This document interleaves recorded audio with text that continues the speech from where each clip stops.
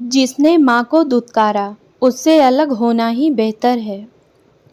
कोमल बेटा, मेरे तो घुटनों में बहुत ज़्यादा दर्द हो रहा है, जरा एक गिलास पानी तो दे दो। सुधा जी अपनी बहू से बोली। मम्मी जी, कभी आपको घुटनों में दर्द होता है तो कभी कमर में, और फिर बैठे बैठे सारा दिन आपका रोना शुरू हो जाता है। कभी एक गिलास पानी दे दो बहू, तो कभी चाय बना दो बहू। मैं क्या आपकी नौकरानी हूँ जो बैठे बैठे आपकी फरमाइश पूरी करती रहूँ? किसने कहा था आपसे मेहमानों को घर बुलाकर खाना खिलाने के लिए? अब हो गई ना तबीयत खराब? इस उम्र में आपसे काम नहीं होता है तो क्यों इतनी मेहमान नवाजी का शौक रखती हैं आप? अब हो गई ना दिक्कत? अब आपसे शाम का खाना भी नहीं बन पाएगा, और आप जानती है मुझे खाना बनाना बिल्कुल पसंद नहीं है। मैं शाम को खाना ऑर्डर कर दूंगी। सुधा जी बोली। बहू, तुम तो जानती हो मैं बाहर का खाना नहीं खाती, तो मम्मी जी क्या करूं? आपके लिए मैं अलग से अब खाना बनाऊं? आज सुबह आपने इतनी मेहनत करवाई, वह काफ़ी नहीं है क्या आपके लिए? दरवाजे पर खड़ी सुधा जी की बेटी पूजा ने अपनी भाभी की यह सारी बातें सुन ली, और जैसे ही वह घर के अंदर आई, कोमल मुंह बिचकाकर बोली, आइए दीदी, आप ही की कमी थी। पूजा बोली, क्या हुआ? आप इस तरह से क्यों बात कर रही हैं माँ से? कोमल बोली, दीदी, आपको मम्मी जी को समझाना चाहिए। आए दिन मेहमानों को घर पर न्योता दे देती हैं। कल शाम माधवी चाची का फ़ोन आया था, तो इन्हें भी उन्होंने सुबह घर आकर खाना खाकर जाने को कहा। आज ही सुबह आपके चाचा चाची आए थे, उनका खाना बनाया और उनकी आव भगत की, और अब इनके घुटने साथ नहीं दे रहे हैं। मतलब मैं दिन भर सबकी खातिरदारी में पिसती रहूं? मेरी अपनी कोई ज़िंदगी नहीं है, जैसे बस आपकी मम्मी और इनके मेहमानों की सेवा करती रहूंगी। सुधा जी बोली, बहू, सुबह खाना बनाने में मैंने तुम्हारी पूरी मदद की थी, फिर भी तुम इस तरह से बात कर रही हो जैसे तुमने अकेले ही सब खाना बनाया हो। कोमल बोली, हाँ तो कौन सी मेहरबानी कर दी? मम्मी जी, आपके मेहमान हैं तो आपको ही खातिरदारी करनी पड़ेगी। मैंने थोड़ी कहा है मेहमानों को घर आने का न्योता दो। आपके घुटने दर्द कर रहे हैं, अब आप तो आराम करेंगी, मगर मेरा क्या? मैं दिन भर यूं ही दौड़ती रहूं कोल्हू के बैल जैसे? आप तो बैठे बैठे मुझसे खातिरदारी करवाएंगे। पूजा बोली, भाभी, बात को ख़त्म कर दीजिए, अब बात को बढ़ाने के क्या फ़ायदा? मम्मी कौन सा बीमार पड़ गई है? अब इस उम्र में घुटनों की तकलीफ़ होना तो लाजमी है, आप जानती ही हैं, इसलिए आपसे एक गिलास पानी ही तो लाने को कह रही थी। कोमल मुंह बिचकाकर अपने कमरे में चली गई। कोमल के कमरे में जाते ही सुधा जी बोली, पूजा, मैंने आज तेरे चाचा चाची को खाने इसलिए बोला क्योंकि वह लोग हमारे शहर में आए हुए थे और उनका सामने से फ़ोन भी आया। मैंने सोचा इतनी दूर आए हैं तो कोमल से भी मिल ले। वैसे तो कोमल नौकरी पर जाती है, तो सोचा आज संडे है, घर आकर कोमल से मिल लेंगे। वैसे भी शादी में तो सभी कोमल से मिल नहीं पाए। थोड़ी दिनों पहले तेरे मामा मामी आए थे, कोमल बस इसी बात को लेकर झगड़ पड़ी थी। कहने लगी, मैं जब घर पर नहीं होती हूँ तब बुलाया करो अपने मेहमानों को। एक दिन मैंने उसे कहा, कोमल, घिसने वाले बर्तन बहुत ज़्यादा हैं, जरा आकर मेरी मदद कर दे। मगर वह अपना मोबाइल चला रही थी। पहले तो उसने मेरी बात सुनी नहीं, और जब मैंने दूसरी बार कहा तो बोली, मैंने कभी अपनी मम्मी के घर बर्तन घिसने, झाड़ू और पोछा लगाने जैसे काम नहीं किए। इन सब कामों के लिए काम वाली बाई को बोलो। मैं आपकी तरह हाउसवाइफ नहीं हूँ। जो यह सारे काम करूं। बेटा, कोमल आए दिन कुछ ना कुछ नया ड्रामा करती है, जिससे मैं और तेरा भाई दोनों परेशान हो जाते हैं। पूजा माँ की बातें ध्यान से सुन रही थी। तभी मानव, जो काम से बाहर गया हुआ था, वह भी आ गया। मानव को पूजा ने पानी लाकर दिया और चाय बनाई। मानव पूजा से बोला, दीदी, आप लोगों ने यह कैसी लड़की से शादी करवा दी मेरी। कोमल को किसी का कुछ ख्याल नहीं रहता है, ना मेरा और ना ही माँ का। माँ की तो बिल्कुल इज्जत नहीं करती है कोमल, और मैं जब भी ऑफिस से आता हूँ वह अपने कमरे से बाहर तक नहीं आती। मैंने तो इस रिश्ते के लिए तभी ना कहा था। कोमल की माँ ने शादी से पहले ही यह बात कही थी कि मेरी बेटी सास की झंझट में नहीं फंसना चाहती, वह एकल परिवार में शादी करना चाहती है। मगर फिर माँ और तुम्हारी जिद के कारण मैंने यह शादी की। माँ ने मुझे समझाया कि शादी के बाद लड़कियाँ बदल जाती हैं। वह अपने पति, सास, ननद सबकी इज्जत करती है, और जब हम उसे ढेर सारा प्यार देंगे तो वह हमारे साथ घुल मिल जाएगी। मगर ऐसा कुछ नहीं हुआ। पूजा बोली, भाई तुम फिक्र मत करो, कोमल भाभी को समझाने का अभी कोई फायदा नहीं होगा, उल्टा घर की शांति भंग हो जाएगी। आप जाओ अपने कमरे में, वरना कोमल भाभी ने अगर सुन लिया तो आपकी सामत आ जाएगी। मानव यूं हर पल कोमल के आए दिन झगड़ों से परेशान रहने लगा था।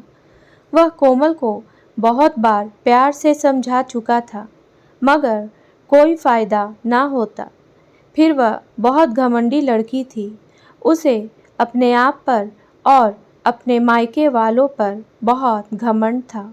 जब देखो अपने मायके के गुणगान गाती और मानव व उसके परिवार को नीचा दिखाती। मानव जब कोमल को पहली बार देखने गया था, तब कोमल की माँ ने मानव से अपनी माँ से अलग रहने की बात पूछी थी, पर मानव ने साफ इनकार करते हुए कहा था कि वह कभी अपनी माँ से अलग रहने का सोच भी नहीं सकता। तभी कोमल की माँ ने कहा था, उनकी बेटी को सिर्फ अपने पति के साथ एकल परिवार चाहिए। यह बात सुनकर मानव ने बहुत दिनों तक इस रिश्ते के लिए हाँ नहीं की, मगर खुद के घर वालों ने इस रिश्ते के लिए बात आगे बढ़ाई और यहाँ अपनी माँ और बहन के दबाव में आकर मानव ने इस रिश्ते के लिए हाँ कर दी। मगर अब उसे इस पर बहुत पछतावा हो रहा था। काश मैं शादी ना करता। मानव कमरे में पहुंचा तो देखा कि कोमल अपने मोबाइल में व्यस्त थी। मानव बोला, मैं तुम्हारा इंतज़ार कर रहा था। बाहर दीदी माँ सभी बैठे हैं। थोड़ी देर उनके साथ आकर बाहर बैठ लोगी तो तुम्हारा क्या जाएगा। कोमल बोली, क्या करूं, तुम्हारी कंगाल माँ बहन के पास बैठकर। दोनों के पास है ही क्या बातों के अलावा। तुम तो जानते हो मानव, मैं कितनी अमीर घर की बेटी हूँ। मेरे खानदान में सभी पैसे वाले हैं। मैं यह जॉब भी अपनी संतुष्टि के लिए कर रही हूँ, वरना मेरा बस चले तो मैं घर पर बैठकर आराम करूँ। मगर यहाँ घर में रहना मतलब रसोई में काम करना, जो मुझसे नहीं हो पाएगा। यह सभी काम तो तुम्हारी माँ और बहन जैसे अनपढ़ लोगों को शोभा देते हैं। मानव बहुत देर से सहन कर रहा था। अब मानव चुप ना रह पाया और अपनी पत्नी कोमल का हाथ पकड़कर उसे बाहर लाया और बोला, मेरी माँ जिसे तुम अनपढ़ कह रही हो, तुम जानती हो इन्होंने एमए कंप्लीट किया है, और हम दोनों भाई बहन जब छोटे थे माँ जॉब करती थी। माँ ना होती तो शायद आज मैं इस मुकाम तक नहीं पहुँचता।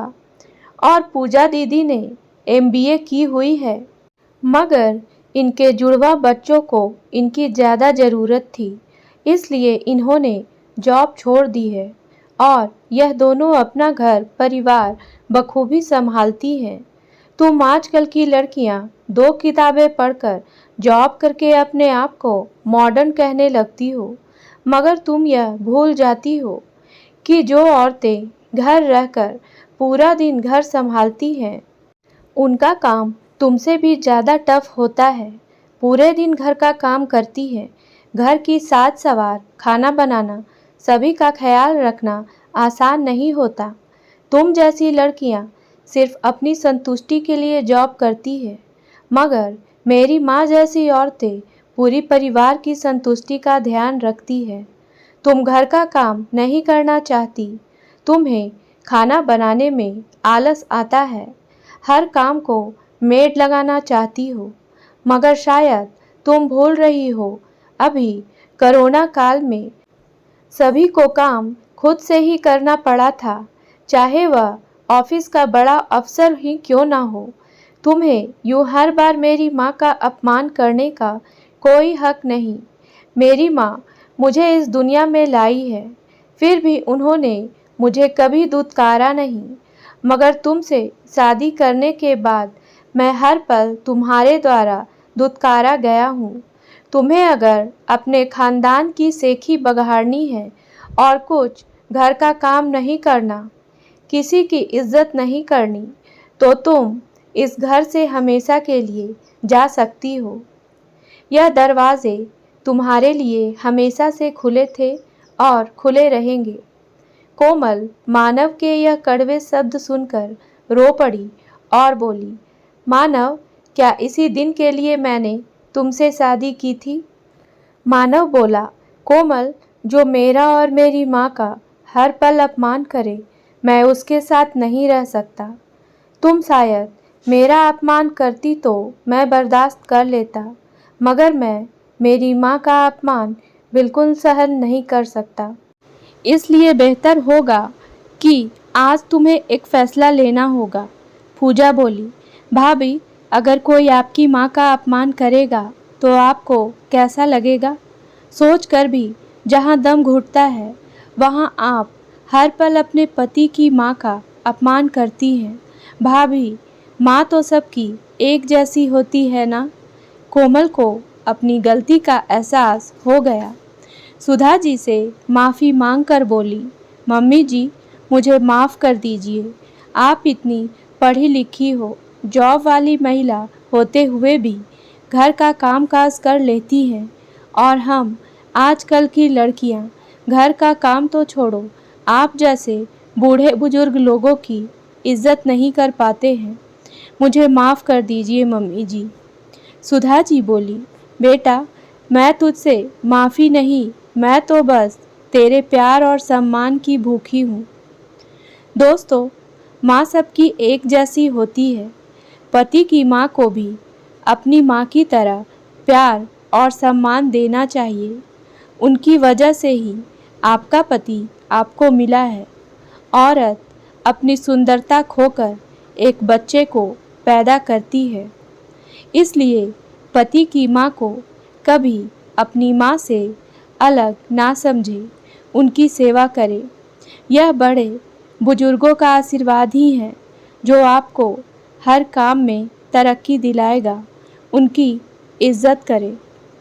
उम्मीद है दोस्तों कहानी पसंद आई होगी, तो मेरे वीडियो को लाइक करें और मेरे चैनल को सब्सक्राइब करना ना भूलें। धन्यवाद।